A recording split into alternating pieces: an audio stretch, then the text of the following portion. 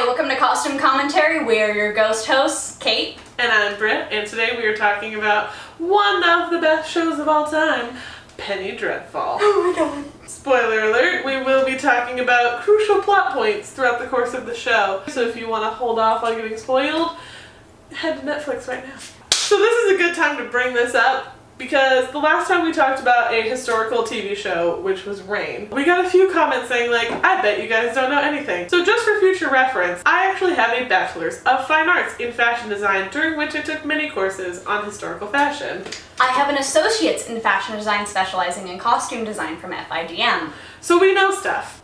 But we do respect your opinion if you do like the shows that we are giving bad reviews of. But if we're talking about the historical inaccuracies, we're going to be brutally honest. We might just have to agree to disagree, but we love you guys. Those of you who are upset by us picking on Reign will probably have much better fare watching this video, because we love Penny Dreadful. Oh my gosh. It is one of my all-time favorite shows. The costumes knock it out of the park. Some of the costumes are actually historical costumes. They've gotten vintage out of thrift stores and things like that. Even the things that they have made are extensively researched and then actually have historical pieces in them. When you take actual historical pieces of fabric and you give them a new life, respecting what they came from, I think that is almost more important than the accuracy of it. As far as historical accuracy, I feel like it's almost not even worth talking about, because it doesn't affect it. I mean, you're already working with Victor Frankenstein and Dracula, and some of these stories didn't even come from the same eras, and they're being brought together, so the historical accuracy, especially because it doesn't affect the plot, doesn't really matter as much. And even the things that are, we're talking about the turn of the century right here, 1890s to 1910, and you're getting some costumes that are more towards the 1910s than they are the 1890s, but they work in the context they're in. Especially my favorite costume that Vanessa wears. My favorite is actually, it's a black lace top, and it does not look like she's wearing a corset with it, or if she is, it's not as tightly laced as they would be in the 1890s, and a very strict A-line type skirt. It's very turn of the century, and it's a little more modern than a lot of the other things that she wears, but I like it because it's simple, but it really evokes feelings. That dress feels like what Reign was trying to do. It was like they updated it a bit to make it more relatable to modern women watching the show, but they didn't buy a dress from Forever 21. They made a dress that met in the middle so that people could relate, but it also keeps you in the historical period as far as like your mindset. It does everything that Reign couldn't do. Vanessa has some of the most beautiful costumes in the entirety of the show. She has more costume changes than anyone else. They are just absolutely stunning. All of her costumes have a very dark color palette, which for the time is completely accurate because black was not simply a mourning clothing attire. The dark colors were very popular, complementing her skin tone and her hair color and her character. It was just absolutely a perfect choice to put her in these dark color palettes. And even the times when she does wear color or wears a bright red dress, it makes sense. It really screams 1890s medium doing a seance. I cannot gush enough how much I love her costuming. One thing about the show as a whole, this is just after an entire age, like the Victorian era, where everyone was obsessed with death. That is how this show feels. There's a reason it's called Penny Dreadful. Everything in it has to do with the afterlife and death and demons. There may have been people at this time who were wearing brighter colors. That's not who this show is focusing on. So almost every character sort of has that quality of looking a bit darker and a bit gothic, and it fits with the theme, and no one looks out of place within context. Even Ethan Chandler, who wears a lot more brighter colors and a lot more browns, he still fits in with it, even though he is a little bit of out of place, but that works with his character as he's coming from America. Vanessa Ives is definitely the main costume pull for the show,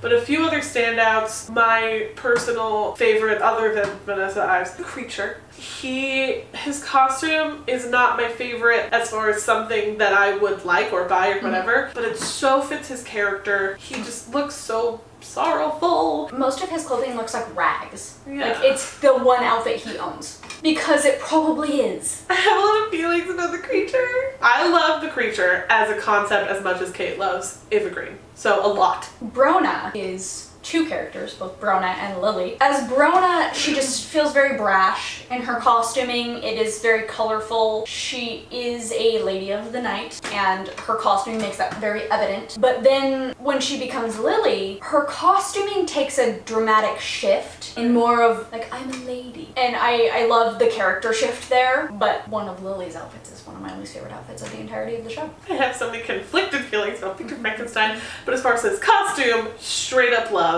In the books and in this show and in every adaptation of him, he has no time for anything other than the pursuit of knowledge. Yeah. And that comes across here as well, but he also has a lot of money from a well-to-do family, and that comes across. He's done really well. I think Ethan Chandler's done really well.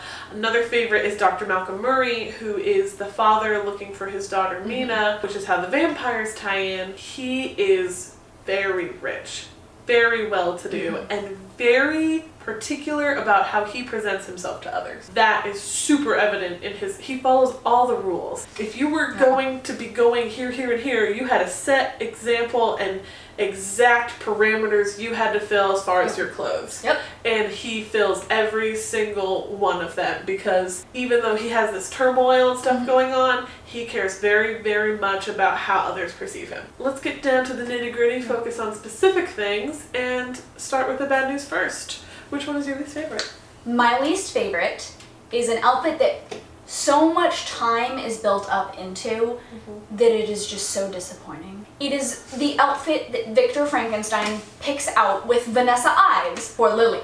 Victor Frankenstein takes Vanessa Ives to go shopping for Lily, and they spend like a good 5 minutes on this one plot point. And then when she finally gets dressed up in this dress, it is just boring. It's not really what they were talking about at all in the shop, and it just feels lackluster. What was your least favorite? So my least favorite is a character who I have never liked, never understood the appeal of, Dorian Gray. I've never understood the appeal of this story unless it's purely as a cautionary tale.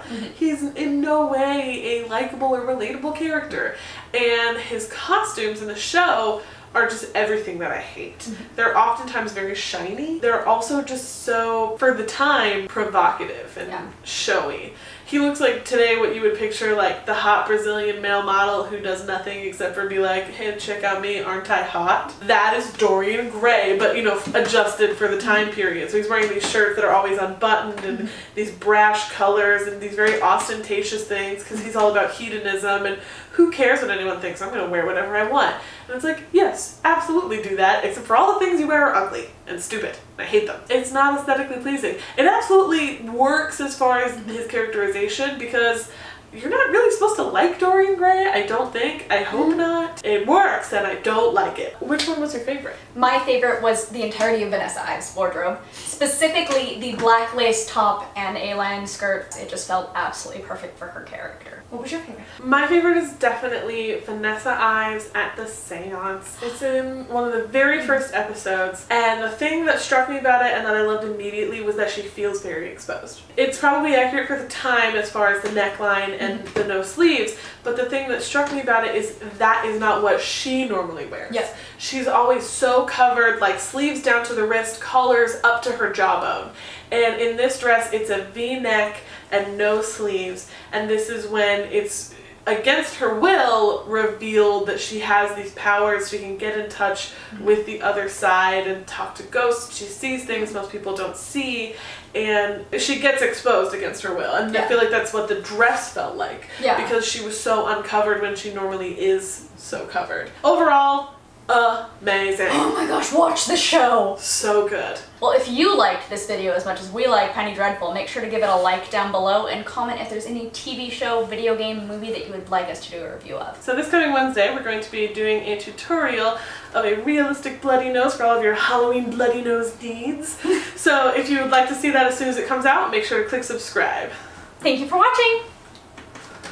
It gives you action, it gives you a little bit of romance, not super romancy. The costumes in it are just stunning. Gorgeous. I would wear everything Lady Mechanica's wearing. A lot of her costumes too are so fun because it's a comic book and it already has a premise that it's like